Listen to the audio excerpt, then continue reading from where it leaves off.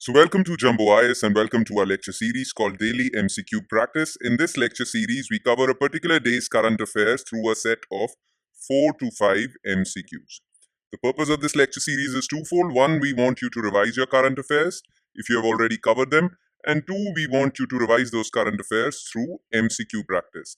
Because MCQ practice is much needed if you're really serious about UPSC examination and if you're really serious about stage 1 of UPSC examination, which is called the prelim stage, preliminary stage. Okay. Now, through this lecture series, we'll be covering 4 to 5 MCQs on a daily basis from current affairs. I'm not talking about other subjects such as polity, geography, history, because those would be covered, those MCQs from those subjects would be covered through separate lecture series. Okay. We would only focus on current affairs because, as you guys all know, that current affairs are very important for your prelims as well as mains examination. But we'll be doing MCQ practice, so our sole focus would be prelims examination of next year. Okay, so don't ignore current affairs, cover them on a daily basis and practice or revise those current affairs through a set of 4 to 5 MCQs. So make this lecture series a part of your daily routine, okay? Because only then you will be able to feel confident about your next year's prelims examination. All right, enough of the introduction. Let's start with question number 1. Let's begin the lecture. Question number 1. Consider the following statements about constitutional provisions regarding judges. Judges of Supreme Court and High Courts can be only removed as per the impeachment process mentioned in Article 124, Clause 4. Judges of constitutional courts can be removed only on the grounds of proved misbehavior and incapacity. Supreme Court's power to punish for its contempt comes from Article 129 and 142. How many of the above statements are correct? Now look, constitutional courts in our country are the Supreme Court and High Courts of various states. Okay, district courts are not considered as constitutional courts because it is the mandate of Supreme Court and High Courts to interpret the Constitution. Okay, as per the changing circumstances. So these are called constitutional courts.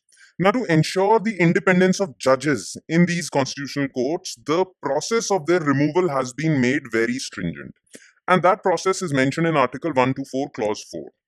What is the process? The judges of both Supreme Court and High Courts can only be removed by President. And President cannot remove those judges on his own discretion. President can only remove a particular judge from any of the constitutional courts only if he receives a special address from both houses of parliament, both Lok Sabha and Rajya Sabha. And for that special address to be presented to President, both houses of parliament should pass a resolution for removal of a judge. Okay, and that resolution shall only be passed by 2/3 majority, 2/3 members present and voting. Okay, plus the number of votes in favor of removal of a judge should not be less than 50% of the total strength of Lok Sabha or Rajya Sabha. Okay, so 50% of the total strength plus 2/3 majority of members present and voting. Only then the resolution shall be passed. It should be passed by both houses and it should be presented to the president, and then only president can remove a judge. One more thing, these houses can also remove a judge only on 2 grounds. Those grounds are proved misbehavior and incapacity. The constitution is very clear. You can only remove these judges on the grounds of proved misbehavior and incapacity. Okay, so statement 1 is correct, statement 2 is correct. Now, the Supreme Court, in order to ensure the fulfillment of its judgments, has the power to punish for its contempt. If anyone is not respecting the court, and by respect I mean not honoring its judgments, then Supreme Court and High Courts also can punish a particular person or an organization for contempt. Okay, and those powers of contempt to the Supreme Court come from Article 129 and 142. Okay, so all 3 statements are correct. Question number 2. Which of the following can be categorized as causes behind air pollution in northern India during winter months? Stagnant air, temperature inversion, stubble burning. Okay. Now, it is generally said that winter season is bad air season in and around Delhi, especially in northern India, but not the entire North India, areas around or states around Delhi, and Delhi for sure. So, winter season is bad air season, or the air pollution is at its peak. Now, why is air pollution at its peak during winter season? Well, number one, because of the usual reasons like vehicular pollution, industrial pollution, thermal power plant pollution, and many other things. Okay, these things go all year around. But what is so special about winter season? The thing is, post monsoon, air is stagnant. The wind doesn't blow that fast. And because of that, the pollutants in the air do not get spread around and they get concentrated in one particular area.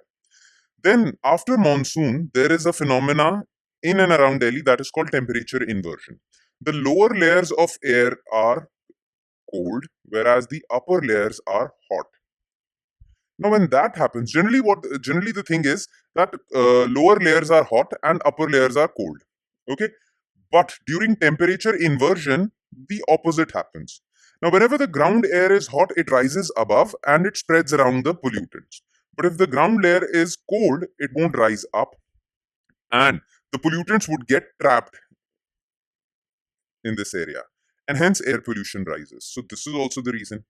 And yes, post monsoon, especially during the months of October, farmers in Punjab, Haryana, and Western UP to prepare their fields for sowing wheat for the winter season, they burn the rice straw or they burn the stubble after harvesting rice. So stubble burning is one of the reasons. So all three. Okay. Question number 3. Consider the following statements regarding China Shock 2.0. It refers to rapid influx of Chinese goods in domestic markets of various countries. China Shock 1.0 happened in the years after China joined World Trade Organization in 2001.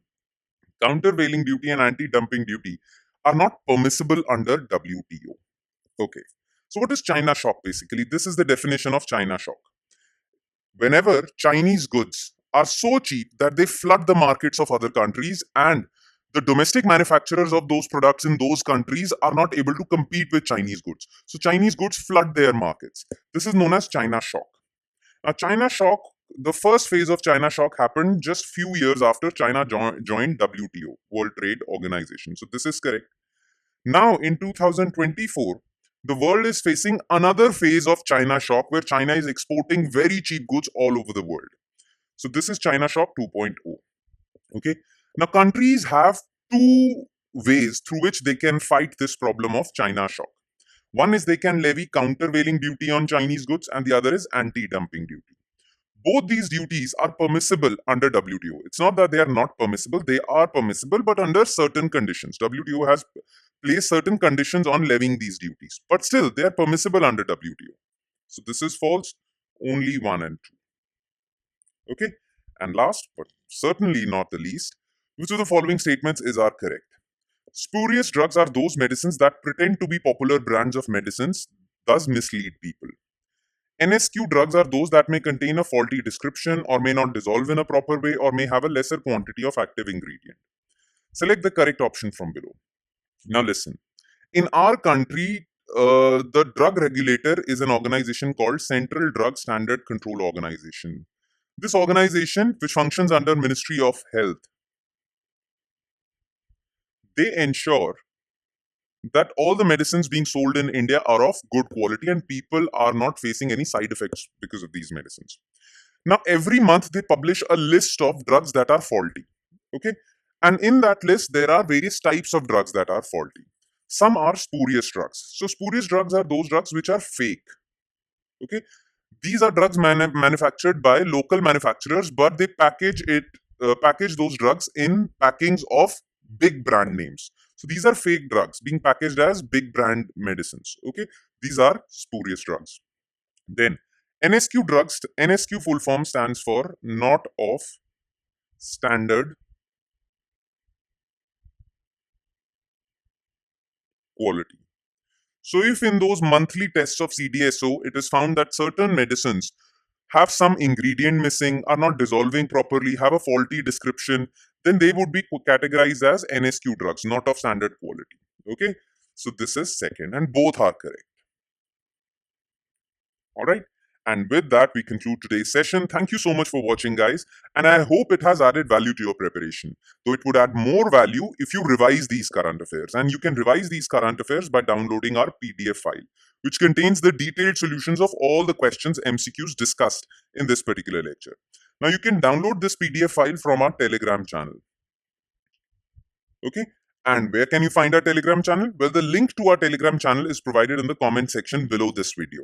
So go to that link, click to that link, you will be routed to our Telegram channel. There you can follow our Telegram channel and download the PDF file for not just this lecture, but all the other lectures featuring on our YouTube channel. All right. On that note, I'll be signing off. Thank you so much, everyone.